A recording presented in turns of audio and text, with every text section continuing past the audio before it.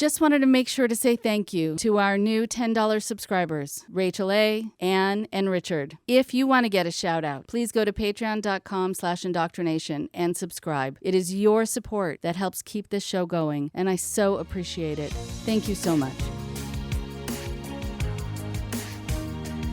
Welcome to IndoctriNation, a weekly conversation series about protecting yourself from systems of control. I'm your host, Rachel Bernstein.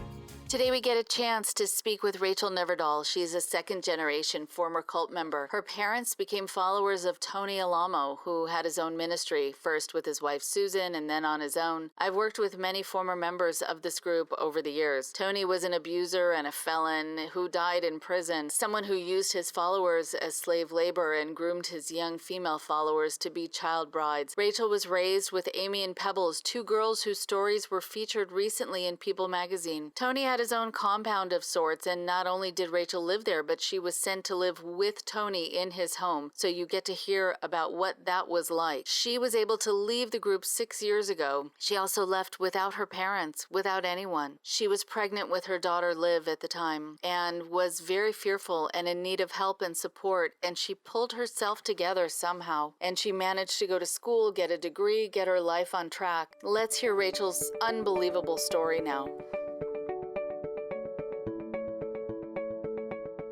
Would love for you to start just by letting people know, even though I did an intro for you, but letting people know what you want them to know about what you are doing now in your life, and also what you're still dealing with now in your life. And then we'll go back. Well, hello. Glad to be here. And I was talking to a friend who we grew up together.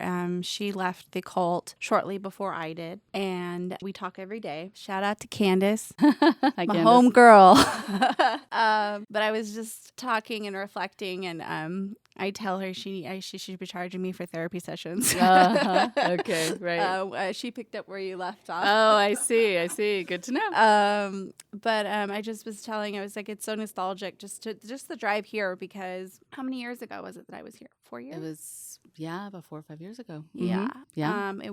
I was maybe out of the cult like maybe a year. Mm-hmm. My baby was a baby. And now she's 5. I was just saying, I was like, it's so weird. Just the drive here was so weird. Just like that, making the turn into the building. And I was like, this has only been like 4 or 5 years. And it literally feels like another lifetime. I feel like another person. Uh-huh. And I was like, it's bringing back, like, I remember just the emotions and the feelings that I was feeling on the way here. Uh-huh. The first time. I was so nervous to talk to anyone about anything. Because that's one of the things that they really instill into you is obviously fear, because they can't control you without fear. But sharing any knowledge of any wrongdoings or any real doings at all, for that matter, that happened within the cult alone, just by sharing it in a public fashion, would like forever damn you to hell. You would be considered Judas, because Judas betrayed Jesus, and that's basically what you'd be doing. Mm-hmm. And it's just so much fear to keep you silent. I love that you're bringing this up, and then I certainly want you to continue telling your story, because you just started. But yes, people like Tony Alamo, not unlike other people who want to get away with things for as long as they can get away with them, do keep people afraid of sharing their stories, and they keep their stories and their followers in the shadows. And it's in that darkness that so much can occur, and light is not able to be shined on it, and people can't see what's happening. But I'm wondering how you did it, how you pulled into this building, walked into this office, and started talking, and then what happened? And so what I know from a lot of people is that the first time they share their story, it induces a lot of panic, because they have so much of the teachings in their head about all the things that are going to happen to them. Not only all the things that are going to happen to them, but within some groups, they're told something bad is going to happen to the person they told it to. You know, whatever controls you. Whatever. Or their person they love, which is the one that I got a lot. God will kill your child. Things like that. God will kill your child. Oh, I was told that. I was told that when I left, when I was pregnant with her, that if I didn't come back, my daughter was going to die before she was born. Oh, that is so cruel. And I had 6 miscarriages before I had her. And the first one I had before I was not even 15. I was actually still 14, almost 15. And I had proceeded to have, I believe it was 5 before I was the age of 18. Mainly because of stress, but not having the proper medical care. But the worst part about it was, obviously that takes a toll on your body, but the emotional part, I was told that I was cursed, that God did not like me, and that I was being punished for some sin. They never could tell me what. Mm-hmm. Right. And that, and anytime anything went wrong, that would be brought up. Okay. So it was continuously thrown in my face. So it was funny. The funny part was I was being punished for suffering. You were being punished for suffering. Right. With having all of these miscarriages. Yeah. Here I was suffering, and instead of getting support, love, compassion, I got punished for suffering. Nothing like hitting you while you were already down. Yeah. Thank you very much. Yeah. Right. And so, of course, people listening are going to wonder about all of these miscarriages in your teen years and how that comes to happen, that you're in a situation where you also keep getting pregnant at such a young age, which is something that happened a lot within this group, correct? Yeah. Okay. All right. So then tell us about this group. I know that's a huge question, so I'm going to try to break it down. But you were born into it. That's right. And your parents were followers of Tony, or just one of your parents? How did it all begin? They both met in the church. And when I say the church, back then, I think it was definitely more of a church than what it became.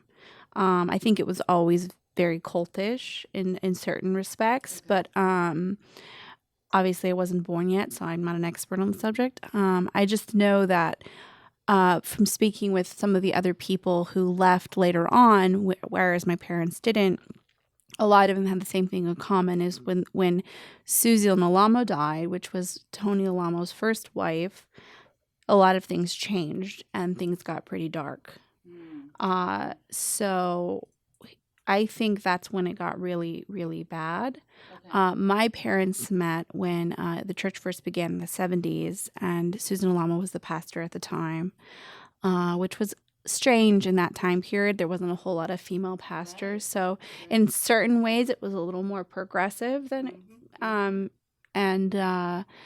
she was kind of taking on the men. It was kind of refreshing for a lot of people. And a lot of the people who joined at the time were people with broken lives, broken pasts, drug addicts. My mother had just suffered a terrible loss. Her father had just passed away.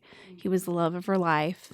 She was 19 and very distraught, doing lots of drugs and dropping acid. So she was a troubled kid, and came upon the church, and the church kind of pulled her out of that pit. At least that's what she told me. My father is total opposite, Boston Jewish boy, came from a family of lawyers and doctors. Don't ask me how he got wrapped up. Yeah. It's to me, it never fully made sense because he didn't come from a broken home or like my mom's story is very dramatic. My father's was just so, he had, issues, family issues, but they were just your normal run-of-the-mill family issues, so. Yeah, he was a rebel of them all. He's the black sheep, so they called him. But the black sheep in my dad's family, well, they're pretty vanilla. So he just took a dash of cinnamon, and he was the black sheep. I think his worst thing was he did pot, which in my conservative Jewish family was like, oh my God, you're doing what? or he stayed out late, But Yes, evildoer. Yeah, he was supposed to go to law school. Actually, he was accepted at the University of Pittsburgh, I believe. To my grandfather's astonishment, he pushed my dad pretty hard because he wanted him to be successful, and so my dad came to LA to party for the summer. That was what he was there for. He was only there a little bit of time, and he was approached by the people in the church, and ended up getting recruited and getting saved. So they say, so they call it, and never left. And he was 17. So, and reason I feel like it's necessary to really get into my parents is because a lot of people, when you hear my story, the first thing they do is get furious at the parents. Oh. Where were your parents? What is wrong with your parents? And what they don't realize is my parents are still 17 and 19. I see. Right. They're They're stuck stuck at the age that they joined. They stayed that age. That's so interesting. In maturity, you know what I mean? And there's been so many cases where I still feel like this, that I'm the parent because I know more than they do when it comes to just being a free thinker and being able to make my own choices. Those are things they don't know. Those are things they didn't get to experience. All that stopped when they joined this church. They stopped being their favorite term, free moral agent. They love that free one. moral agent. Mm-hmm. Okay. And they started taking orders from someone who claimed to have, contact with God. Susie was the first one. God wants you to do this, and God wants you to do that, and they just took orders, and the church had this theology where, we're all soldiers in God's army, and, the pastor is the general. So, and they really, really like to reinforce military tactics because then that would justify the harshness, the abuse. And then they would reference the actual military and be like, well, this is what happens in the military. So what do you think if you're in God's army, what's going to happen to you? Or so I was like, well, the difference is you can leave camp. Right. Yeah, right. You could go off base. Uh-huh. But yeah, so that's why I feel like it's important to kind of just reinforce the fact that for the most part, all the grown adults that, later on down the road did things that were illegal, that were wrong, they didn't really know that that's what was wrong or right. It's like you kind of, once you join a place like that, every time stops. Uh-huh. And you're in your own universe, you're in your own time frame. I was looking at old pictures I accidentally found, which was funny because I found them right before the interview. And I was looking at just the decor because I studied, like I told you, I studied design, and I was looking at some of the interior of the houses we had, and it looks like we're in a different time era. Yeah. It looks like we're in like 10, 20 years older than it actually was. And same thing with the dress, same thing with everything. It was like we were so behind everyone else, and we had no sense of what was going on the outside because you had no television, you had no radio, you had no contact with people that were outside of the church or the cult. So we were our own little country. It was like North Korea. Right. Exactly. Right. Because it's a leader who has all the power, and you have to have unquestioning devotion. Yes. And fear. So it's actually not too dissimilar. So I'm thinking about the message that he was giving you, that here you could get so close to getting the answers and being able to have a child. And just sort of in the home stretch, he kept you from being able to get the help that you needed, which is to further your punishment, a lesson for you. I mean, what was going on in his mind, getting into his head for a moment? That's a scary place to be in. Sorry about that. Okay, maybe just for a sec, and then we can leave it. But to be honest, there was a lot of things he did that really made no sense, and he was a contradiction within himself. I lived with him for like over 2 years. Oh, you lived with him? I lived with him. which was why my treatment was so extreme compared to some other people that most people that didn't come from where. Let me reiterate. Okay, so let me start over. There was a very different existence. There were those people who were in the general population of the church. They all had, negative things happen because obviously they're in a crazy and controlled environment. Then there were people who were in the house, and I put the house in quotation marks. That was Tony's house. You saw the worst of the worst. So what was the worst of the worst? Where do I start? We were forced fasts. We'd go like 5 to 7 days with no food. 5 to 7 days. No food. I was 12. There were girls that were there that were even younger. We would get beat if there was something would go wrong. I was thrown across the room a couple times. Public humiliation was his favorite. For some reason, I think I show my face. Like, you can look at my face and you know what I'm thinking. And many times he'd listen and he'd be talking and I'd be really listening, and I'd be questioning in my mind because I'm saying, how does that make sense? I always had a very strong critical thinking skills, even from the time I was very, very young. And I think my intellect terrified him because he saw that I wasn't just listening. I was actually analyzing. And that's for someone who's a pathological liar who can't get one thing to line up with another. That's not something you'll want done. I think the fact that I wasn't afraid of him, or at least initially I wasn't afraid. I learned to be afraid because I saw what he was capable of doing. But I wasn't afraid to question him. And that infuriated him because he wanted complete power. And the fact that you little miserable little wretch, which was one of the things he liked to call me, would have the audacity to question God. Oh, right. Because I'm God. Right. I'm the mouthpiece of God. What I say is what God wants, and you're questioning God.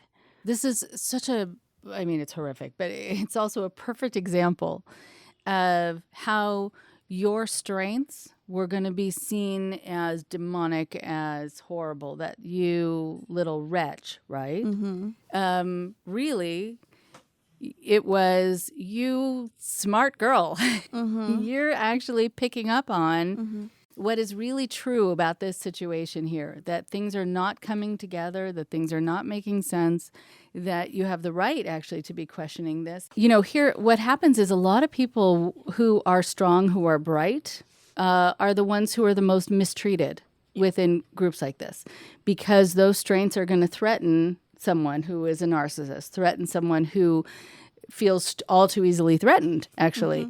And he could see even by the look on your face that you weren't going for it and it wasn't coming together and you weren't buying it. And I'm sure that just made him furious.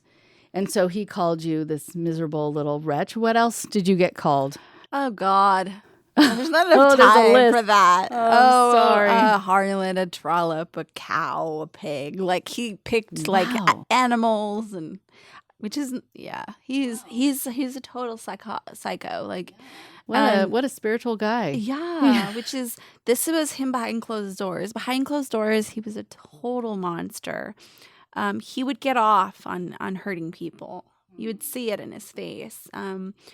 Many times he'd hold these mandatory meetings that would last like 2 hours sometimes, and he'd be admonishing, that's a very nice word, more like screaming and yelling at people for some little mistake, and he would go into a tirade of, and then he'd always, somehow throw in scriptures and misconstrue. He loved the old prophets, like Amos and Hosea and all those, because they were like, there's a lot of fear mongering in them, and he liked reading from those.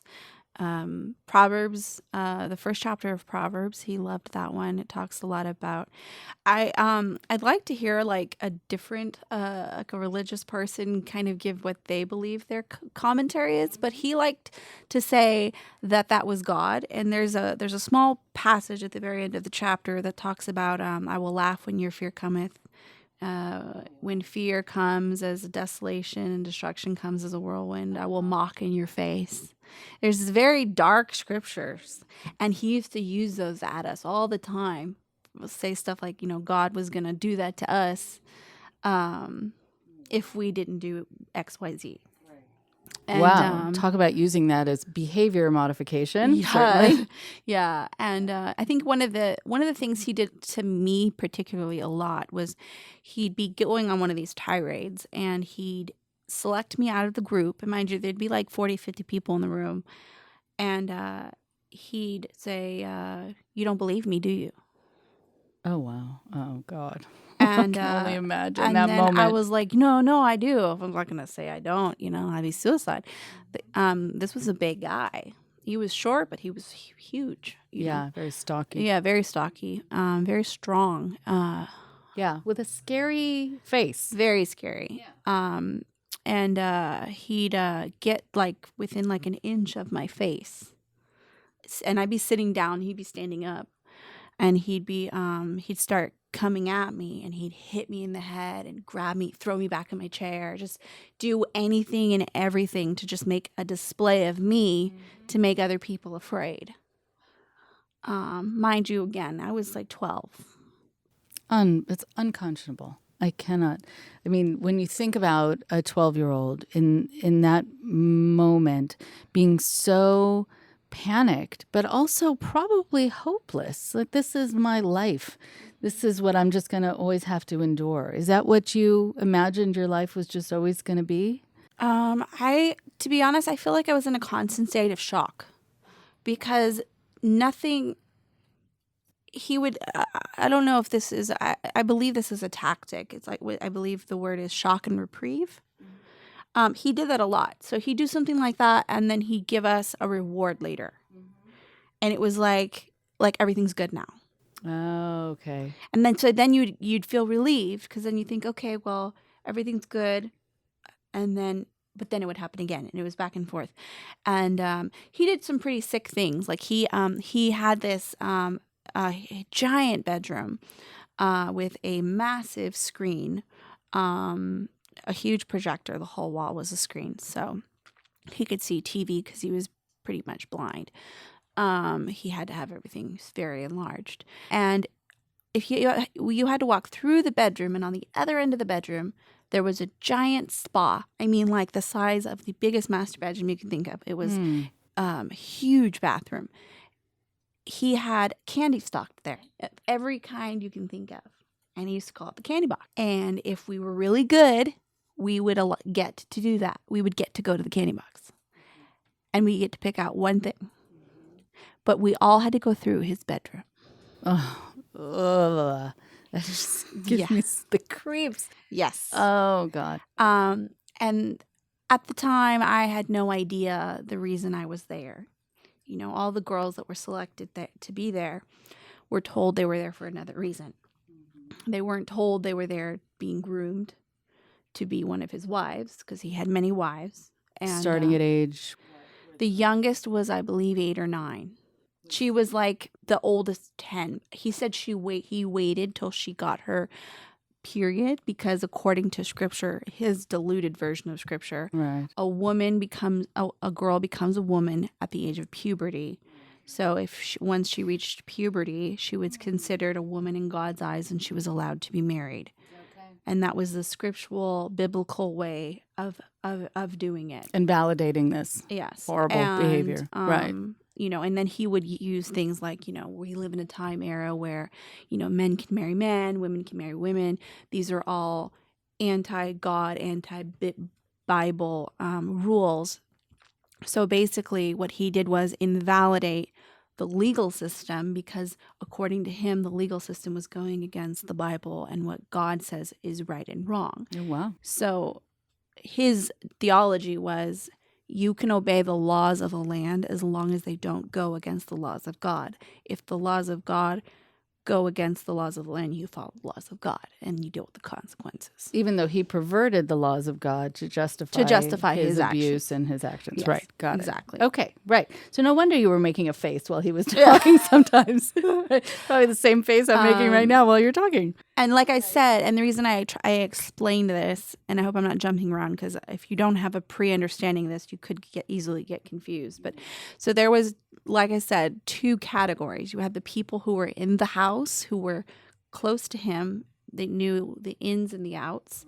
And then you had the congregation. Congregation had no idea these types of things were going on in his house. There were very select, privileged few who did, that lived outside. Those were people who were like his drivers, his legal team, things that people who were like basically there to put out fires he caused.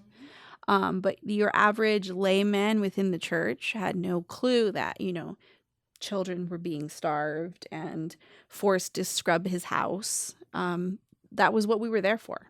We were slave labor. There were girls, and then there were wives. The girls were the younger ones. That was my category. He would select from us and then put you into the wife category. Now, the wife category, from my standpoint, was a very desirable place to be. You got treated better. You didn't have to be a slave. You got very expensive, elaborate gifts. You got a better room. You got privileges that we, quote, girls didn't get. So it's brilliant because it makes you want that. Right, for all the reasons in terms of human nature that we would want things. It looks like prestige to you. Right, exactly. Yeah. And when you're someone like me, who I grew up, before coming to Tony's house at the age of 11, my parents sheltered me quite a bit. I had a very happy childhood, very sheltered. Obviously, I was in the cult, but most of my childhood, Tony was in prison. He was in prison for the IRS charges because he went to prison twice. Right. First time for IRS, second for abuse. Interstate, lots of problems. All the sexual stuff. Yes, right. So growing up, he didn't have as firm of a control over the church as he did later on. So even though it was still functioning, obviously a very controlled environment, there was rules and regulations. A lot of things were very lax. So my dad worked very closely with Tony before the IRS thing happened. He worked for the Alamo, which was a very expensive, high-end Western clothing store in Tennessee, which is where my parents ended up meeting and getting married. My dad was one of the top salesmen for the store. That store facilitated celebrities. They did clothes for Elvis Presley, a bunch of big names in the industry. And they were Tony's designs, and he had a whole team of people. Again, labor, unpaid wages. So that was a lot of the reasons he went to prison the first time. Ended up getting shut down. He went to prison. And then my father was out of a job, obviously, because the IRS came and took all the properties. They were trying to break up the church back then. Oh, wow. Okay. And that was in ago. I was 2 and I was born in 89. Okay. So that was early 90s. And I remember these designs too. They were very sparkly, famous, right. And there would be pictures of famous people wearing Miley these. Cyrus was wearing one not that long ago. I don't know how she got a hold of one, but she was wearing, I think it was a Barbie Malibu or something. Which it would be vintage now, right? Because they're not made new. No. But yeah, with a lot of sparkly designs on them. And yeah, they were making a lot of money. I remember here in LA, there were a lot of stores that would carry it. Yeah, the church was making a killing off of that. And we did work for, what's the guy with Mr. T? Oh, yeah, we did Mr. T. I mean, big names. Yeah. So your dad was out of a job, and we had nowhere to live because our place was taken by the government because of everything. So my dad ended up starting his own company. Which is where he runs it now. He does very successful. So he still has a successful business now. Yeah, he started from nothing, and I always admired him for it. And Tony kind of hated him, and I think he hated him because my dad is one of the most honest, good-hearted people I've ever met. And I think Wow. he hated the purity. My dad, in many ways, is very naive. Like, he just doesn't see the evil in people, you know? And he was very abusive to my dad. Very abusive. In what ways? Verbally, he took his family from him, which is why I ended up getting put in the house. It was a way of punishing my dad. And punishing your dad for what? I don't know. That's the funny thing, was my dad was probably the most loyal to him. Yeah.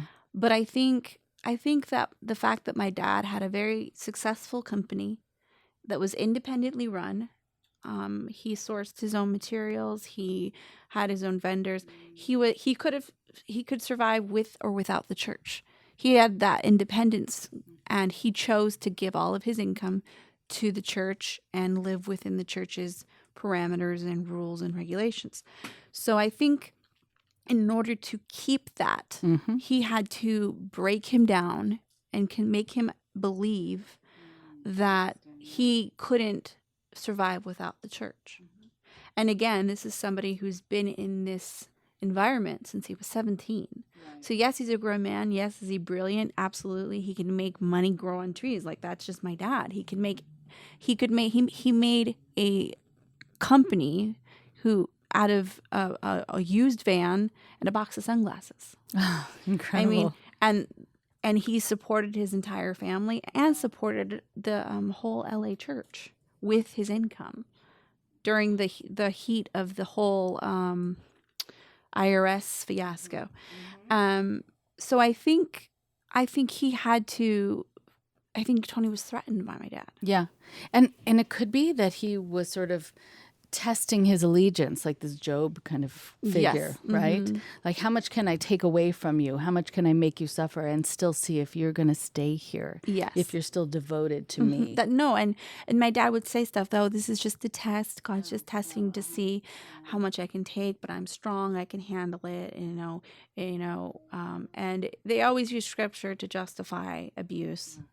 That one scripture in Romans where Paul is talking about all these things that have happened to him in the cause of serving God.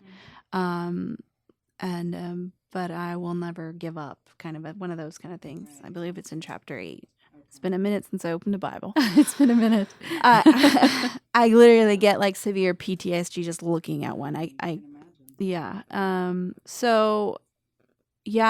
think he was just really threatened by the fact that my dad could exist with or without the church. And he many times would use my mom to get to my dad. And he ended up, there was an issue that came up where supposedly my sister and I were supposedly in danger by this man who was, Tony said he's probably going to rape her and all this stuff. And it was a member of the church. It was a newer member. And he had a thing for my sister. My sister was 10. Oh. And Tony was concerned about her safety, he said. And so he had us sent to his house from LA on a bus with my mom. And that's how I ended up in his house, to be protected from a predator. Right. But it was like the wolf guarding the chicken house. Yeah. Right. I know. A wolf, a monster guarding the chicken house. And so then you're going to be there thinking that it's in your best interest, but certainly not feeling that way at the time. Okay. So I'm wondering, you were mentioning about the miscarriages before. So was that just part of the group that you were supposed to just have people have sex with you and you were supposed to go along with it? Or why was that so much a part of your teenage experience there? Well, marriage was their primary concern. According to Tony's teaching, that was what a woman was good for. She was good, only good for having babies, staying at home, taking care of the house, and keeping her mouth shut. So basically a part of the culture was to have, get married young and have children. And if you couldn't have children, you were a disgrace. So I'm the only person I know who had the difficulty having them as I did. It was very rare. There were people that could coexist there. They had a reasonably good time. They had issues just like everyone, but my existence was pure hell. And he made sure of it. He because he was constantly publicly humiliating me, nobody else wanted to associate with me either, because that would make them a target. So not only did I have his hate to deal with, but I had others, people who I would consider even friends, wanting nothing to do with me because I was like leprosy. I was a leper. It sounds so much like the way that he mistreated your father for no reason. No, he would do it to me. Yeah, it just And came many times generationally down. He would look at me. There was times I'd just be sitting there. He'd look at me and he'd say, "You're just like your father. Oh, right. You look just like your father." And then he'd start laying into me for something he claimed my father did wrong. So you had this guilt by association. Yes. And so because of that, I really, really distanced myself from my family. Right. My mom and dad, I went years without talking to them at all. He broke the bond, and I was very close to my family. He destroyed the bond between my mom and my dad and I. And I would go years without even so much as talking to them on the phone. Or if I did, it was brief and it was monitored. Living with Tony was like being in prison. If you wrote a letter, it was read and screened before it left the house. If you had a phone conversation, the rare times that you were able to talk to your parents, there was someone sitting there monitoring the call. If you wanted to go outside, the brief hour a day that we would get to go outside, it was, again, monitored, watched, controlled. Mm-hmm. You weren't allowed to go and come and go when you wanted. Mm-hmm. And there was bars on the windows, bars on the doors. Physical, like, bars going across the door from the inside. Incredible. And this was on the compound? This is on it within his personal residence. His personal. And how many people... So was his personal residence on the compound, or was it separate? It was kind of its own entity. It had multiple residences within it, but everyone on there served a purpose. Mm-hmm. The most recent addition at the time that I was there was neighboring a place that didn't used to belong to the church, that was bought once the people moved out. And it was an old green building. Tony called it the House of Scorn. The House of Scorn. Okay. Which was the green. It was a green building.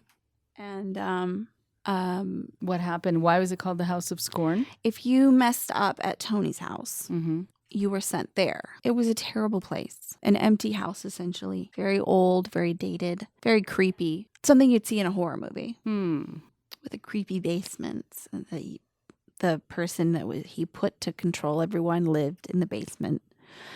Smelt gross. It was a dark place. And it was intentionally that way. He didn't buy any furniture for the living area because he said he didn't want anyone to feel at home or comfortable there. You were supposed to feel punished. And if you were in that greenhouse or House of Scorn, you weren't allowed to go outside. You'd have to stay there.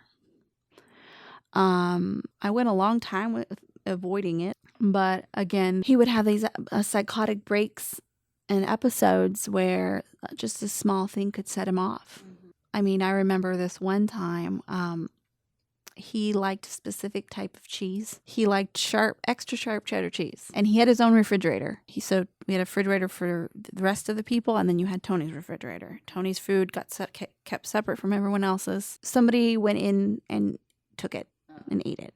And he had a hissy fit. A bunch of people got sent to the greenhouse. There we had like an hour, 2 hour long message about how ungrateful we all are. And here I am taking care of you and supporting you and giving you all this good food. And you can't even make sure that your pastor's fed. And, it's just manipulation, guilt trip, blah, blah, blah. But that was just, it literally would take something that minor to set off an imploding eruption that just would devastate God only knows how many people. And it was one of those. I ended up there, and it started happening more frequently, mm-hmm. where he kept sending me there. And it was very dark. It was a very, very depressing place. And eventually I couldn't take it anymore. And, I heard that he was this handsome young Norwegian boy, who liked me. I was like, oh, thank God. Someone loves me. Because I had my parents taken from me. Mm-hmm. And the person who I looked to as a father figure was Tony. And that's what I was being told. So hearing that, there was a person who wanted me, I was like, I'll just get me out of here. And then, in terms of getting you out of there, how did you get out of the group? Well, fast forward like 12 years later, after obviously getting married and everything, her father and I, we rarely agreed on anything. I think it's funny, like we're like two polar opposites. And I almost feel like the fact that he put us together was another like, I was like, wait, was that intentional? Yeah. It's like, you're supposed to be the matchmaker here, right? And you're putting an arranged marriage together, and you're going to find the two people that are the least likely to be compatible and then force them to be together. 2 weeks later, we realize that this is not going to work. But, there's no such thing as divorce. So good luck. Good luck, right. And then the succession of miscarriages and trauma and drama and blaming you. And Tony went to my husband and told him, all of this is happening to you guys because of the woman you're with. I mean, not that we really ever had much of a shot. The reason that I wanted to make sure that you were on the show today is not just so that you can tell these horrible stories, even though this was your life. You sure you don't want to give anyone nightmares? Right. I mean, that it's important for people to be able to share their stories without worry, and for you to be able to say, this was my life. This was my truth, still is. So when I ask people to be on the show, it's not so much that I need to have people hear everyone's horror stories. That's not the point of the show. But it is so that people know this happens. And that these things can happen behind closed doors or behind locked doors, all in the name of self-help sometimes, in the name of God sometimes, so to speak. But that there are people who grow up and are wounded and are scarred from these experiences and have to get a lot of help or show a lot of resilience and strength in order to get beyond it. Also, the idea of indoctrination, that when you're raised in these environments, you are under this indoctrination. You're made to feel a certain way about yourself. You're made to think that certain things are true about you, right? All the names that you were called, all the things that you were told, what your worth is, that you're supposed to have babies and serve the man. And so I would love to hear from you about how you've been able to try to kind of turn this around, not only your life, but self-concept, just how you feel about you, because you've achieved so much since you've been out, and also raising a strong and smart daughter. It is so important just knowing that as you are a professional in your life right now, and you're a mom, you're a lot of things that show a lot of strength and a lot of intelligence, a lot of being able to be in the world. I'm wondering just what the after effects were, and also what helped you and what still helps you to get your life back in order, get your life to be at a place where you can feel proud of it and say, look what I went through the fire and look where I am now. So what were you experiencing when you first came out, and how did you get the help that you needed, and how did you find that strength? Gosh, to be honest, I fully don't know. I came here. We had a couple sessions. I remember. I think one thing that was a life-changing moment, and because when I came here with her dad, and I was desperately trying to make that marriage work because I needed something to work, and there was a part of me that, yes, I knew this wasn't. This is something that started out ugly. I want to make it a beautiful thing. I'm a sucker for success stories, I guess, and I wanted one, and I needed one. But I remember that he wasn't really interacting. He was just just kind of in his own little world as usual. And we ended up having a session over the phone. And you really wanted, I remember you sending me like a message. I can't remember exactly what you said, but you really wanted to talk to me alone. Because later on, and I knew you didn't want to tell me what to do, but I also think that you saw a girl who had something horrible forced on her, and I was still trying to make that horrible thing work. And you told me, you said, Rachel, I want you to know you have a choice. And that was something that I had never been told before. And it's so simple. I had already been doing other things, and as soon as I left the church, I left in June when I was pregnant with her because I was having complications, and I was having the same complications with her as I was having with the other one. So I went to the doctor with the expectation of them telling me that they were gonna have to do a D&C, and they told me I had a heartbeat, and I was like, what? I'd never been told that before. A week later, it was a couple days later, a friend of mine, Lisa Thorne, her name at the time, I believe you know her, she contacted me and she said, Rachel, I really believe that you need a break, and I think your complications are due to stress. If you come to my house, I'll take care of you. And she was no longer in the church at the time. She was just affiliated, but she had her own house. It was off church property. It had no, she just, went to the services at night, but that was all she was her own, entity.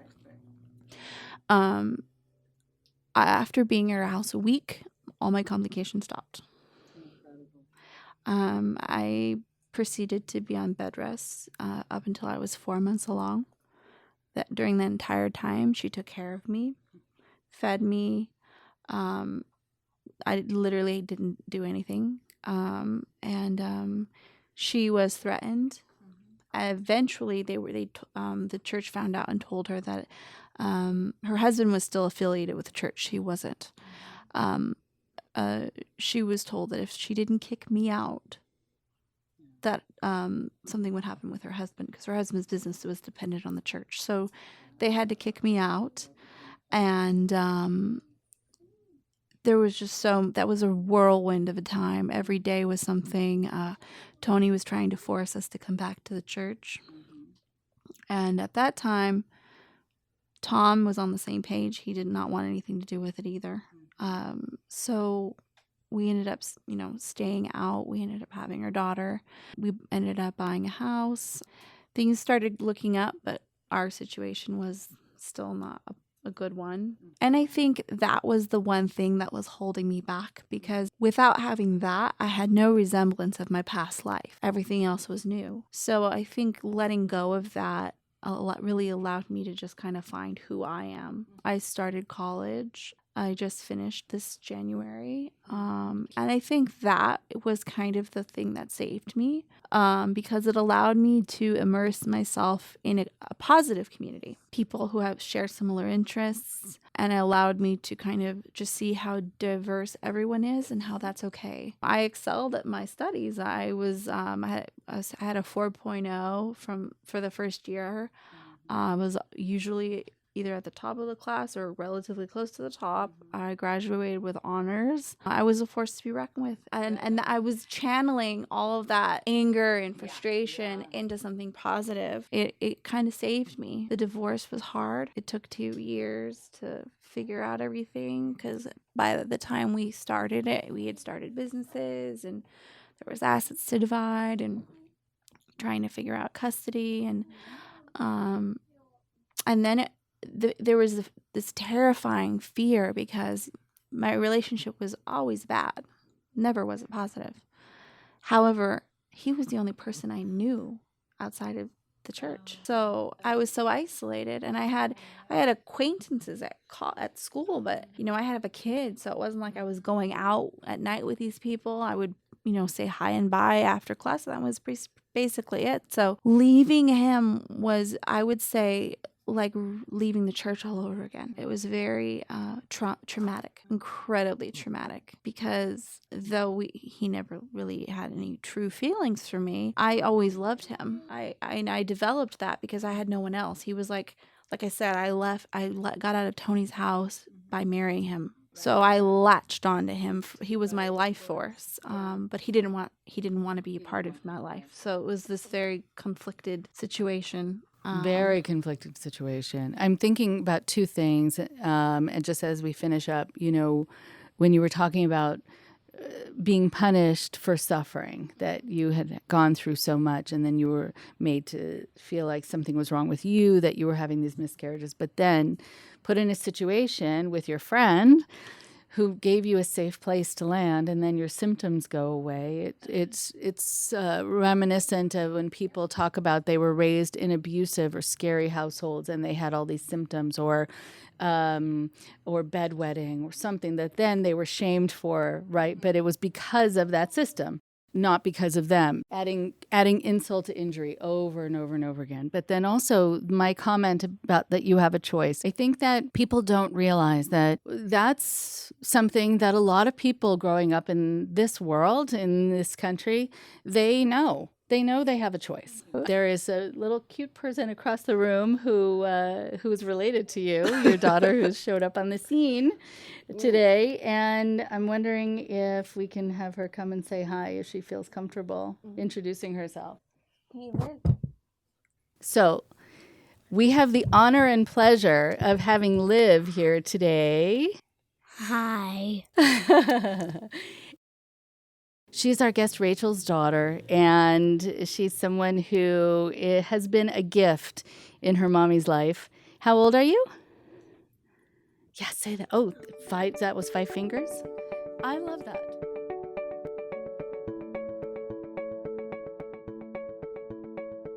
One more thing before you go. Let's talk about 2nd, 3rd, even 4th generation cult members, people who are sometimes called SGAs. These are people who are going to have similar experiences to others who got involved in cults later on and who left, but also there are some particular experiences that are unique to them, similar to people who were raised in homes where there was a lot of abuse and control, where they didn't know another life. Some of the issues are just that they haven't had the experience of being in the world, of feeling a part of the world, of really knowing how the world works and how they work within it. They often feel like they were raised on another planet, and sometimes it does certainly feel that way, down to the smallest details. They got raised in something that was not their choice, but the only life they knew. Oftentimes they don't know social norms and don't feel comfortable in social interactions. They also sometimes feel less than, because that's what they were made to feel about themselves, but also greater than the people outside of the group. So they're not quite sure where they stand. I know someone who was raised in a cult, and when he left, he said it was as though he was wearing an invisible crown. No one could see it. He just felt it. But at the same time, he felt really unable and really weak in a lot of ways. And so, again, it was hard for him to really meet people eye to eye and feel that he was a part of things. Sometimes also people raised in these kinds of environments never learned to question an authority. It was never safe. And they didn't develop a sense of self. Sometimes they were taught to be empty vessels to be filled up by the leader, and also just making a decision on their own, trusting themselves. All of this is foreign. They sometimes talk about feeling isolated.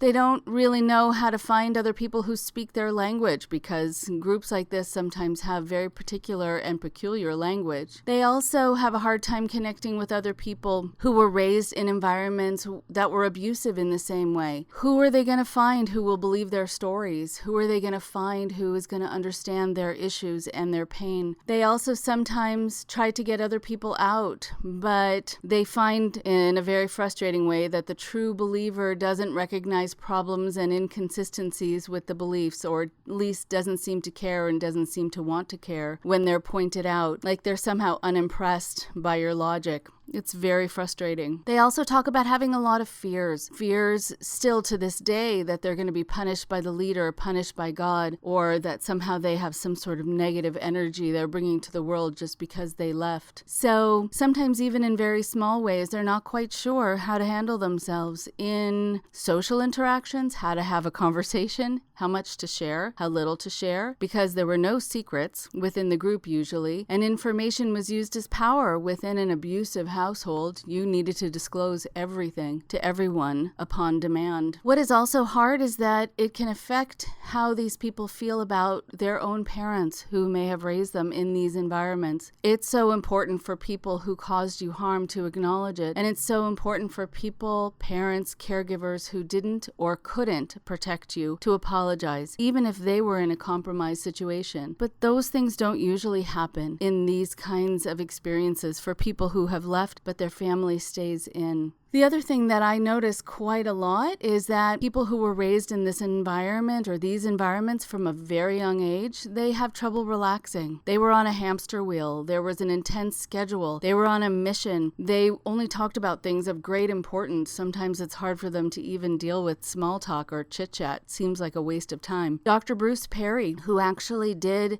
some testing with the kids who were taken off the compound of the Branch Davidians in Waco, Texas, before unfortunately the horrible fire that killed most of them. He noticed that they had actually a resting heart rate that was very high, as though they had just run a race. That let him know that they were under stress all the time, and they had prolonged activation of the stress response without a break. That actually affects you physiologically, sometimes for life. I think also people feel scared, even though they know they have left a group that was not good for them. They feel scared of not being with someone who gives them the absolute formula to follow, who gives them at least a sense that they're with someone who has all the answers and who will keep them safe. There's also a great amount of loss, a loss of protection, or at least the guise of protection, and a huge loss of community. There's also usually a loss of education and developmental, psychological, and educational milestones. There is that kind of urge that people have to go back, even if they know that it was not a safe organization, even if they know there were dangers lurking there. It goes back to this idea, sort of better the devil you know than the devil you don't. There can also be a lot of resentment towards family, towards leaders, and even bystanders who were in the group who didn't protect them and didn't step in. There is also a lot of trouble managing emotions because negative emotions are usually not allowed in groups like this because they threaten the leader or they threaten the controller, they threaten the abuser.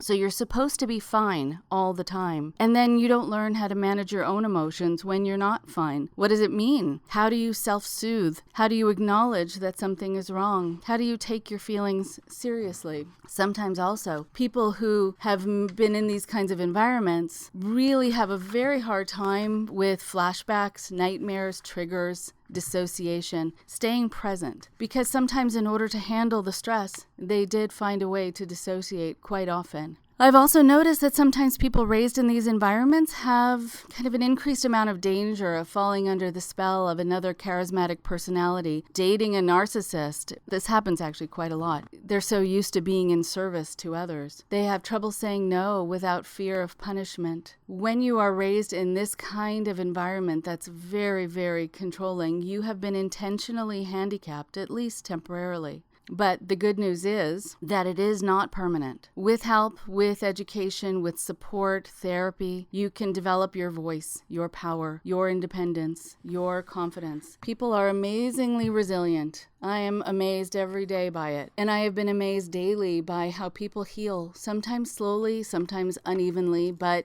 they heal in so many significant ways, and I am in awe of it all. It's good to remember that the power these people had over you was really just the power they took away by convincing you you didn't have any, and that it would be wrong of you to show it if you started realizing that you actually had some. Try to remember the following. Just because someone who was in charge of you when you were growing up told you that you could never make a decision on your own, it didn't mean you weren't capable of it. And just because someone told you when you were growing up that you didn't have rights, well, It didn't mean that you didn't have any. In fact, you had constitutionally protected rights that you just didn't know about and weren't informed of. And just because someone told you when you were growing up that you were not worth anything, that actually it was never true. You were always worth quite a lot. And your value was not just based on what you were able to do for that person. And just because someone told you when you were growing up that you had no say and you had no voice, never made it actually true. You have a voice and you have a mind and you are able to use both.